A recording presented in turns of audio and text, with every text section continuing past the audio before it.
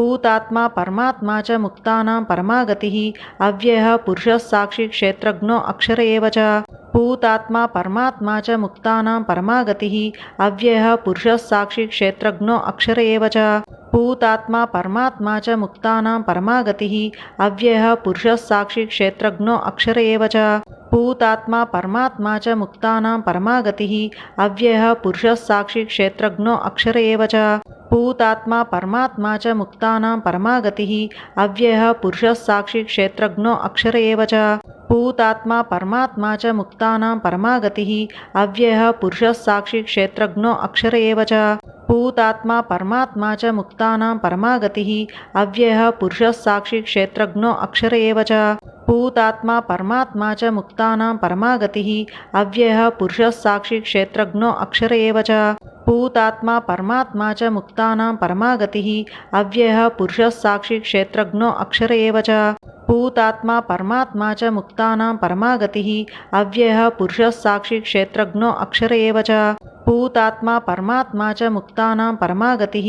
अव्ययः पुरुषः साक्षी क्षेत्रज्ञो अक्षर एव च भूतात्मा परमात्मा च मुक्तानां परमा गतिः अव्ययः पुरुषः साक्षी क्षेत्रज्ञो अक्षर एव च भूतात्मा परमात्मा च मुक्तानां परमा गतिः अव्ययः पुरुषः साक्षी क्षेत्रज्ञो अक्षर एव च भूतात्मा परमात्मा च मुक्तानां परमा गतिः अव्ययः पुरुषः साक्षी क्षेत्रज्ञो अक्षर एव च भूतात्मा परमात्मा च मुक्तानां परमा गतिः अव्ययः पुरुषः साक्षी क्षेत्रज्ञो अक्षर एव च भूतात्मा परमात्मा च मुक्तानां परमा गतिः अव्ययः पुरुषः साक्षी क्षेत्रज्ञो अक्षर एव च भूतात्मा परमात्मा च मुक्तानां परमा गतिः अव्ययः पुरुषः साक्षी क्षेत्रज्ञो अक्षर एव च भूतात्मा परमात्मा च मुक्तानां परमा गतिः अव्ययः पुरुषः साक्षी क्षेत्रज्ञो अक्षर एव च भूतात्मा परमात्मा च मुक्तानां परमा गतिः अव्ययः पुरुषः साक्षी क्षेत्रज्ञो अक्षर एव च भूतात्मा परमात्मा च मुक्तानां परमा गतिः अव्ययः पुरुषः साक्षी क्षेत्रज्ञो अक्षर एव च भूतात्मा परमात्मा च मुक्तानां परमा गतिः अव्ययः पुरुषः साक्षी क्षेत्रज्ञो अक्षर एव च भूतात्मा परमात्मा च मुक्तानां परमा गतिः अव्ययः पुरुषः साक्षी क्षेत्रज्ञो अक्षर एव च भूतात्मा परमात्मा च मुक्तानां परमा गतिः अव्ययः पुरुषः साक्षी क्षेत्रज्ञो अक्षर एव च भूतात्मा परमात्मा च मुक्तानां परमा गतिः अव्ययः पुरुषः साक्षी क्षेत्रज्ञो अक्षर एव च भूतात्मा परमात्मा च मुक्तानां परमा गतिः अव्ययः पुरुषः साक्षी क्षेत्रज्ञो अक्षर एव च भूतात्मा परमात्मा च मुक्तानां परमा गतिः अव्ययः पुरुषः साक्षी क्षेत्रज्ञो अक्षर एव च भूतात्मा परमात्मा च मुक्तानां परमा गतिः अव्ययः पुरुषः साक्षी क्षेत्रज्ञो अक्षर एव च भूतात्मा परमात्मा च मुक्तानां परमा गतिः अव्ययः पुरुषः साक्षी क्षेत्रज्ञो अक्षर एव च भूतात्मा परमात्मा च मुक्तानां परमा गतिः अव्ययः पुरुषः साक्षी क्षेत्रज्ञो अक्षर एव च भूतात्मा परमात्मा च मुक्तानां परमा गतिः अव्ययः पुरुषः साक्षी क्षेत्रज्ञो अक्षर एव च भूतात्मा परमात्मा च मुक्तानां परमा गतिः अव्ययः पुरुषः साक्षी क्षेत्रज्ञो अक्षर एव च भूतात्मा परमात्मा च मुक्तानां परमा गतिः अव्ययः पुरुषः साक्षी क्षेत्रज्ञो अक्षर एव च भूतात्मा परमात्मा च मुक्तानां परमा गतिः अव्ययः पुरुषः साक्षी क्षेत्रज्ञो अक्षर एव च भूतात्मा परमात्मा च मुक्तानां परमा गतिः अव्ययः पुरुषः साक्षी क्षेत्रज्ञो अक्षर एव च भूतात्मा परमात्मा च मुक्तानां परमा गतिः अव्ययः पुरुषः साक्षी क्षेत्रज्ञो अक्षर एव च भूतात्मा परमात्मा च मुक्तानां परमा गतिः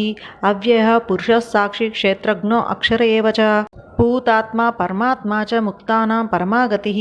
अव्ययः पुरुषः साक्षी क्षेत्रज्ञो अक्षर एव च भूतात्मा परमात्मा च मुक्तानां परमा गतिः अव्ययः पुरुषः साक्षी क्षेत्रज्ञो अक्षर एव च भूतात्मा परमात्मा च मुक्तानां परमा गतिः अव्ययः पुरुषः साक्षी क्षेत्रज्ञो अक्षर एव च भूतात्मा परमात्मा च मुक्तानां परमा गतिः अव्ययः पुरुषः साक्षी क्षेत्रज्ञो अक्षर एव च भूतात्मा परमात्मा च मुक्तानां परमा गतिः अव्ययः पुरुषः साक्षी क्षेत्रज्ञो अक्षर एव च भूतात्मा परमात्मा च मुक्तानां परमा गतिः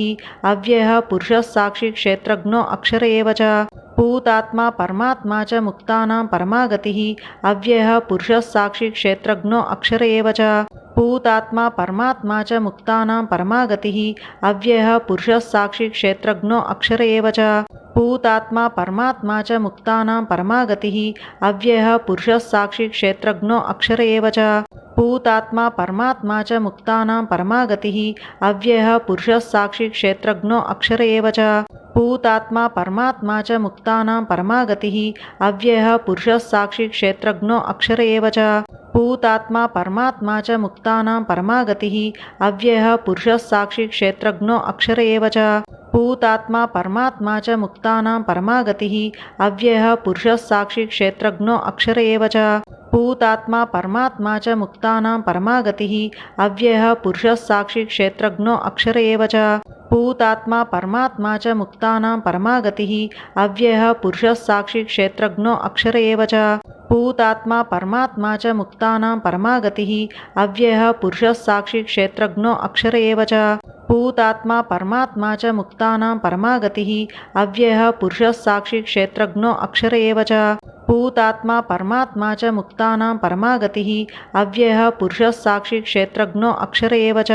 भूतात्मा परमात्मा च मुक्तानां परमा गतिः अव्ययः पुरुषः साक्षी क्षेत्रज्ञो अक्षर एव च भूतात्मा परमात्मा च मुक्तानां परमा गतिः अव्ययः पुरुषः साक्षी क्षेत्रज्ञो अक्षर एव च भूतात्मा परमात्मा च मुक्तानां परमा गतिः अव्ययः पुरुषः साक्षी क्षेत्रज्ञो अक्षर एव च भूतात्मा परमात्मा च मुक्तानां परमा गतिः अव्ययः पुरुषः साक्षी क्षेत्रज्ञो अक्षर एव च भूतात्मा परमात्मा च मुक्तानां परमा गतिः अव्ययः पुरुषः साक्षी क्षेत्रज्ञो अक्षर एव च भूतात्मा परमात्मा च मुक्तानां परमा गतिः अव्ययः पुरुषः साक्षी क्षेत्रज्ञो अक्षर एव च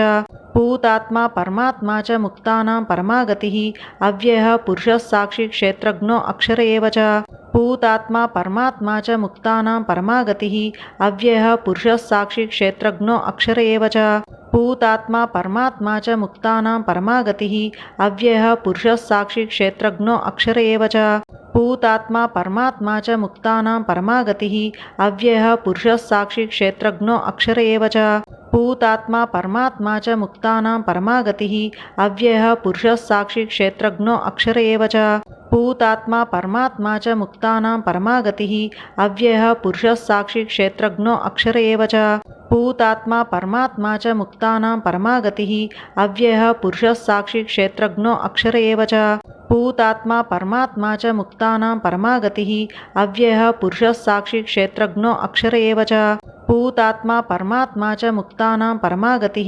अव्ययः पुरुषः साक्षी क्षेत्रज्ञो अक्षर एव च भूतात्मा परमात्मा च मुक्तानां परमा गतिः अव्ययः पुरुषः साक्षी क्षेत्रज्ञो अक्षर एव च भूतात्मा परमात्मा च मुक्तानां परमा गतिः अव्ययः पुरुषः साक्षी क्षेत्रज्ञो अक्षर एव च भूतात्मा परमात्मा च मुक्तानां परमा गतिः अव्ययः पुरुषः साक्षी क्षेत्रज्ञो अक्षर एव च भूतात्मा परमात्मा च मुक्तानां परमा गतिः अव्ययः पुरुषः साक्षी क्षेत्रज्ञो अक्षर एव च भूतात्मा परमात्मा च मुक्तानां परमा गतिः अव्ययः पुरुषः साक्षी क्षेत्रज्ञो अक्षर एव च भूतात्मा परमात्मा च मुक्तानां परमा गतिः अव्ययः पुरुषः साक्षी क्षेत्रज्ञो अक्षर एव च भूतात्मा परमात्मा च मुक्तानां परमा गतिः अव्ययः पुरुषः साक्षी क्षेत्रज्ञो अक्षर एव च भूतात्मा परमात्मा च मुक्तानां परमा गतिः अव्ययः पुरुषः साक्षी क्षेत्रज्ञो अक्षर एव च भूतात्मा परमात्मा च मुक्तानां परमा गतिः अव्ययः पुरुषः साक्षी क्षेत्रज्ञो अक्षर एव च भूतात्मा परमात्मा च मुक्तानां परमा गतिः अव्ययः पुरुषः साक्षी क्षेत्रज्ञो अक्षर एव च भूतात्मा परमात्मा च मुक्तानां परमा गतिः अव्ययः पुरुषः साक्षी क्षेत्रज्ञो अक्षर एव च भूतात्मा परमात्मा च मुक्तानां परमा गतिः अव्ययः पुरुषः साक्षी क्षेत्रज्ञो अक्षर एव च भूतात्मा परमात्मा च मुक्तानां परमा गतिः अव्ययः पुरुषः साक्षी क्षेत्रज्ञो अक्षर एव च भूतात्मा परमात्मा च मुक्तानां परमा गतिः अव्ययः पुरुषः साक्षी क्षेत्रज्ञो अक्षर एव च भूतात्मा परमात्मा च मुक्तानां परमा गतिः अव्ययः पुरुषः साक्षी क्षेत्रज्ञो अक्षर एव च भूतात्मा परमात्मा च मुक्तानां परमा गतिः अव्ययः पुरुषः साक्षी क्षेत्रज्ञो अक्षर एव च भूतात्मा परमात्मा च मुक्तानां परमा गतिः अव्ययः पुरुषः साक्षी क्षेत्रज्ञो अक्षर एव च भूतात्मा परमात्मा च मुक्तानां परमा गतिः अव्ययः पुरुषः साक्षी क्षेत्रज्ञो अक्षर एव च भूतात्मा परमात्मा च मुक्तानां परमा गतिः अव्ययः पुरुषः साक्षी क्षेत्रज्ञो अक्षर एव च भूतात्मा परमात्मा च मुक्तानां परमा गतिः अव्ययः पुरुषः साक्षी क्षेत्रज्ञो अक्षर एव च भूतात्मा परमात्मा च मुक्तानां परमा गतिः अव्ययः पुरुषः साक्षी क्षेत्रज्ञो अक्षर एव च भूतात्मा परमात्मा च मुक्तानां परमा गतिः अव्ययः पुरुषः साक्षी क्षेत्रज्ञो अक्षर एव च भूतात्मा परमात्मा च मुक्तानां परमा गतिः अव्ययः पुरुषः साक्षी क्षेत्रज्ञो अक्षर एव च भूतात्मा परमात्मा च मुक्तानां परमा गतिः अव्ययः पुरुषः साक्षी क्षेत्रज्ञो अक्षर एव च भूतात्मा परमात्मा च मुक्तानां परमा गतिः अव्ययः पुरुषः साक्षी क्षेत्रज्ञो अक्षर एव च भूतात्मा परमात्मा च मुक्तानां परमा गतिः अव्ययः पुरुषः साक्षी क्षेत्रज्ञो अक्षर एव च भूतात्मा परमात्मा च मुक्तानां परमा गतिः अव्ययः पुरुषः साक्षी क्षेत्रज्ञो अक्षर एव च भूतात्मा परमात्मा च मुक्तानां परमा गतिः अव्ययः पुरुषः साक्षी क्षेत्रज्ञो अक्षर एव च भूतात्मा परमात्मा च मुक्तानां परमा गतिः अव्ययः पुरुषः साक्षी क्षेत्रज्ञो अक्षर एव च भूतात्मा परमात्मा च मुक्तानां परमा गतिः अव्ययः पुरुषः साक्षी क्षेत्रज्ञो अक्षर एव च भूतात्मा परमात्मा च मुक्तानां परमा गतिः अव्ययः पुरुषः साक्षी क्षेत्रज्ञो अक्षर एव च भूतात्मा परमात्मा च मुक्तानां परमा गतिः अव्ययः पुरुषः साक्षी क्षेत्रज्ञो अक्षर एव च भूतात्मा परमात्मा च मुक्तानां परमा गतिः अव्ययः पुरुषः साक्षी क्षेत्रज्ञो अक्षर एव च भूतात्मा परमात्मा च मुक्तानां परमा गतिः अव्ययः पुरुषः साक्षी क्षेत्रज्ञो अक्षर एव च भूतात्मा परमात्मा च मुक्तानां परमा गतिः अव्ययः पुरुषः साक्षी क्षेत्रज्ञो अक्षर एव च भूतात्मा परमात्मा च मुक्तानां परमा गतिः अव्ययः पुरुषः साक्षी क्षेत्रज्ञो अक्षर एव च भूतात्मा परमात्मा च मुक्तानां परमा गतिः अव्ययः पुरुषः साक्षी क्षेत्रज्ञो अक्षर एव च भूतात्मा परमात्मा च मुक्तानां परमा गतिः अव्ययः पुरुषः साक्षी क्षेत्रज्ञो अक्षर एव च भूतात्मा परमात्मा च मुक्तानां परमा गतिः अव्ययः पुरुषः साक्षी क्षेत्रज्ञो अक्षर एव च